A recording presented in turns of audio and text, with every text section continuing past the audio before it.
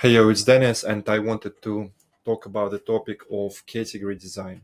So, why understand designing your own category? When playing in saturated markets, or in other words, competing in red oceans, you come to a point when you have a lot of leads asking you, why should I choose you over this competitor? What most founders do is they just charge less than competitors and they say, oh, we're cheaper, so choose us. But this is a very weak strategy, and I'm sure even if you've been doing so, I totally believe that you understand it from the get-go that this is like a bad differentiation strategy. So in this video I will explain you some of the ways how you can stand out in the most competitive markets. One, you want to be offering specific results. If you are having, for example, two options, one person offers to help you with health, and the other one offers you a heart surgery. If you want to solve a heart problem, you will go to the one who specializes in solving heart problems, especially when it's a high stakes situation. So the more specific you can be in your messaging, the higher chances you have of closing the lead. Imagine there is one guy who helps all businesses in the world, and then there is me who helps high ticket B2B SaaS B2B SaaS startups. Who are you gonna go to when it's an important decision to make, and you are deciding, okay, whose opinion you trust with your startup's growth? Over 100 founders have chosen me for the reason I just described. Then the other way you win people in the competitive market is you do risk reversal. What this means: free trials, freemiums, mini plan, and so on. Typically, you would want, even in enterprise sales, to get a letter of intent or get someone to send you a check first. But if they're super hesitant, you can tell them, okay, look, we'll give you 7 or 14 day trial. Don't go crazy with 2 3 months. Like 7 14 days is enough for people to understand if it's like useful or not. 7 day trial. Once they want to continue, you close them. Of course, you want to be booking this follow-up meeting on the first one. So you reverse the risk, you promise specific result, and then you win them into your, let me just close all the notifications real quick. You win them into your unique mechanism, or in other words, you convert them into your unique mechanism by getting them to buy into your category. And now let me show you how different companies are doing that. So what is category design? Category design is the process of you creating the market which goes controversial to many common beliefs, where you educate the market and potential buyers that this way of solving the problem is optimal for this buyer group. For instance, there are many ways to grow your business on the internet. However, you might have heard the case study with Clickfunnels. This is one of the guys originating the thing. So this is probably one of the best category design studies of all time. What the story was is there were, and there are still, thousands of different ways to grow your business online.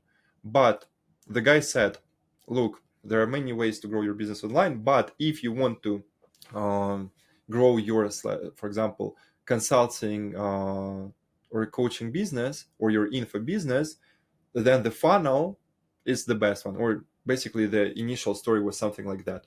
And that's how, since then, he was educating everyone that the funnel is the best way to sell on the internet.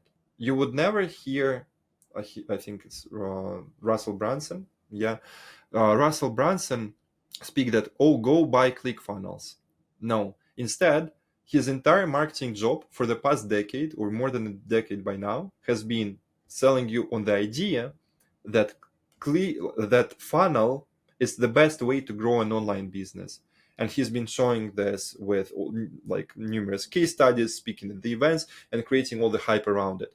Because his unique mechanism has been the funnel, and his category, don't want to get it wrong, but basically he created, you may say that he created the category of funnels, and he made this word so hype.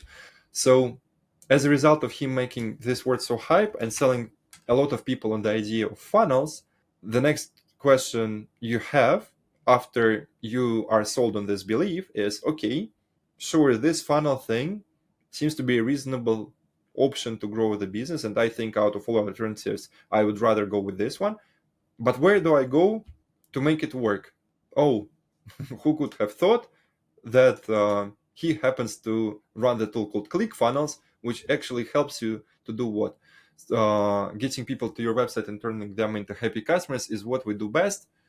Free trial, zero computer skills needed, works for every type of business, market, sell, and deliver like a pro.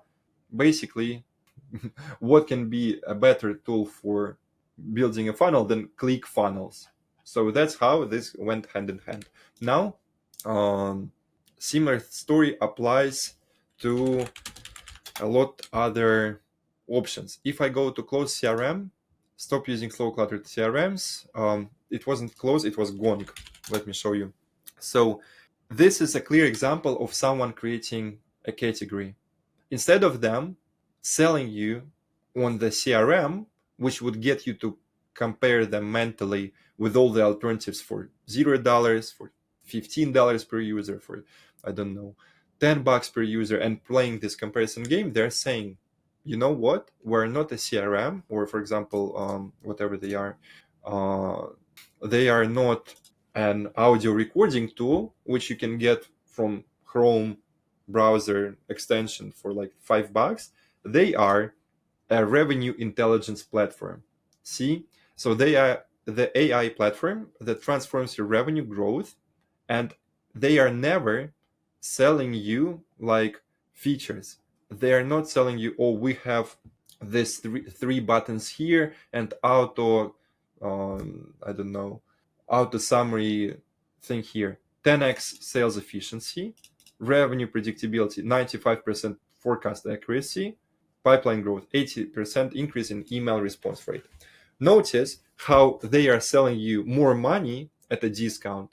And yes, sure, as they are growing their solution extremely, their solution goes hand in hand with revenue generation. Funny enough, I think in all business, the closer you are to helping someone make more money and to clearly communicating that, the easier your sales are going to be. So for example, if you sell someone, um, like funny enough, but even this table I'm sitting at, if someone tells me, oh, it's got this wooden surface and four legs, and that's why it's $200, I'm like, yeah. However, when the discussion goes to, would you like a comfortable table that you can have there conveniently allow you to make 50, 100K or 200K a month, do you really see yourself struggling to make this revenue numbers sitting at a broken shitty table? I'm like, yeah, I don't.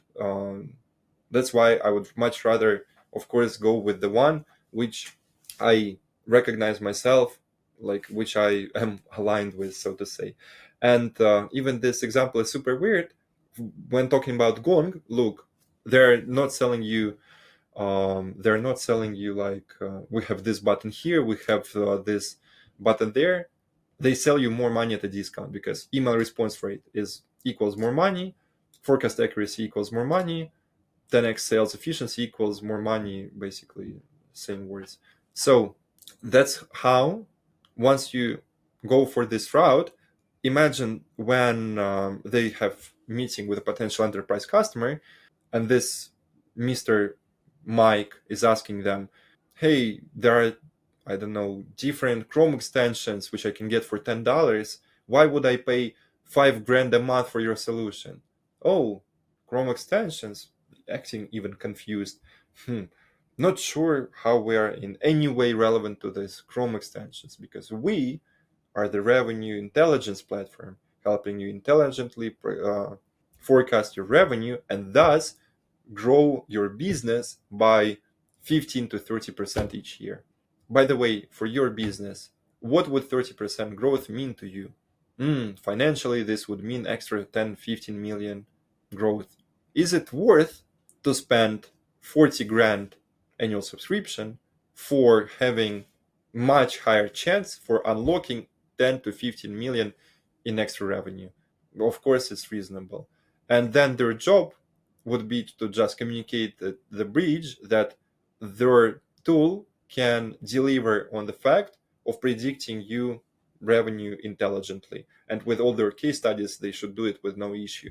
And then this is how you go from selling, I don't know, this AI audio summary tool for $7 a month to practically similar tool but a bit more advanced, sold at like 100 if not 1,000 times the price.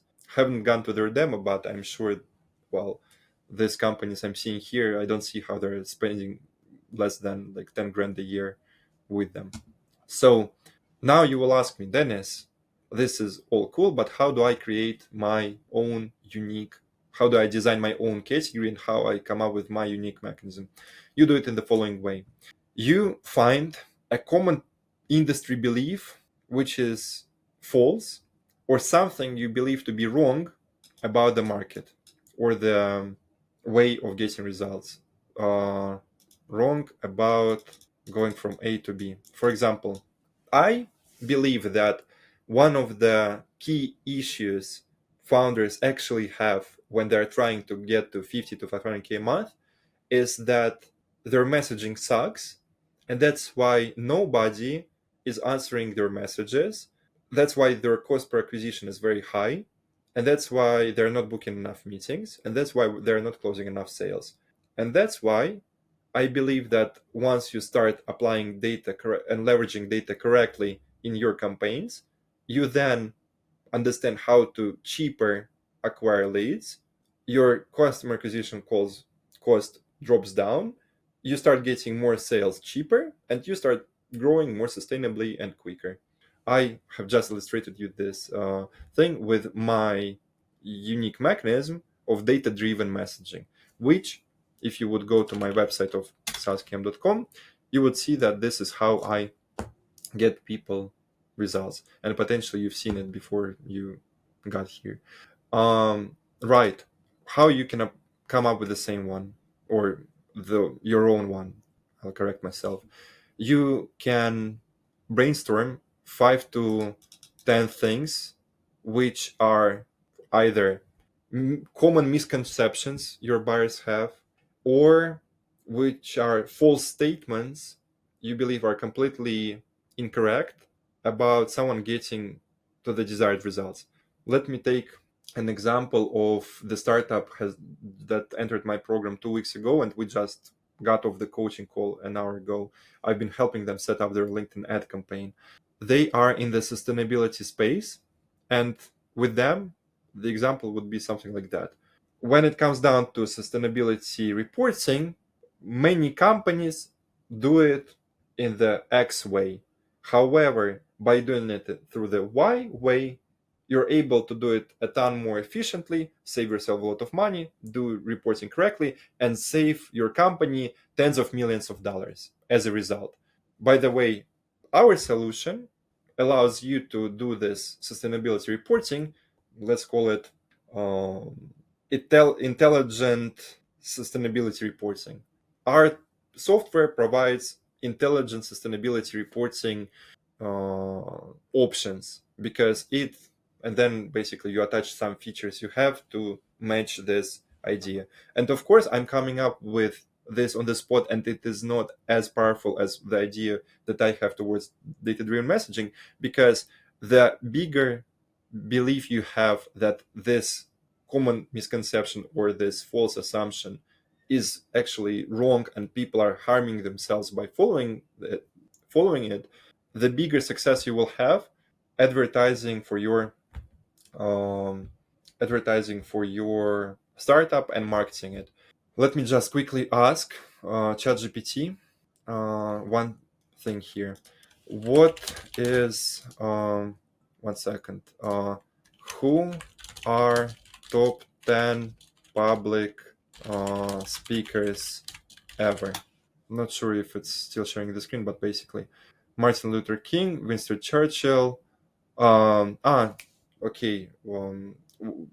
Sure, let's take Trump, for example. The situation with Trump is, let's make America great again. And this is sort of his unique mechanism that he is selling people on. He's not saying, well, sure he is, but it's not that he's pushing the idea of I'm the best president. At least let's talk about his last campaign. As much as he's been pushing for the idea that uh, we must make America great again, and that Hillary is a crooked Hillary. Don't want to get too political, but it just came to my mind, and I know you would understand this. He's been pushing for and extensively talking about crooked Hillary to get to get a lot of people aligned against a common enemy, and controversial to this common enemy, he was the option to pick. That's how, for example, you really get your audience engaged if you start throwing rocks at something which you know is wrong. For instance, let's say you are growing a SaaS for advertising your profile on Instagram, and let's say that there is no such thing as boost a post, but it's uneasy to advertise on Instagram, and you are in this niche of correctly running ads for your Instagram account in order to grow it. Then you can throw rocks at the organic content, and that's what many paid media agencies are doing.